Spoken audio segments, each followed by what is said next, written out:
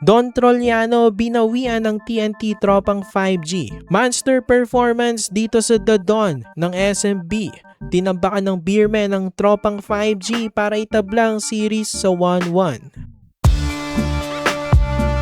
So tabla ng serye mga kabakit, San Miguel Beerman panalo sa Game 2 kontra sa TNT tropang 5G, 111-92. Matinding bawi ang ginawa ng SMB, tinambakan nila itong TNT netong Game 2. Right from the start, kagaya ng Game 1, umarangkada agad ang Beerman. Pinanggigilan nilang TNT. Miscore agad ng 9 points si Wami Tiongson sa first quarter. Siya ang pinakarason bakit mas maganda ang start ng Beerman sa TNT. 57 points ang iniscored nga ng SMB, tinambakan nilang TNT sa first half na may 33 points lang. Sa second half, napadikit naman ng TNT ng konti ang game, pero sa dulo ng fourth quarter, nakalayo ulit ang Beerman, kaya natapos nga ang game sa score na 111-92. 19-point victory para sa Beerman.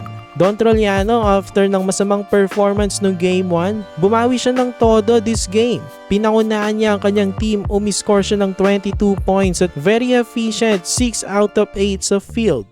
Junmar Fajardo as usual, double-double na naman, 17 points at may 16 rebounds. Grabe ang domination ng SMB sa painted area this game. Meron silang 52 points sa pinta, kumpara sa TNT na may 25 points lamang. Bukod doon, naidomina rin ng Beerman ng rebounds. Meron silang 50 rebounds this game, kaya mataas rin ang kanilang second chance points. 19 points sila kumpara sa 2 points lang ng TNT.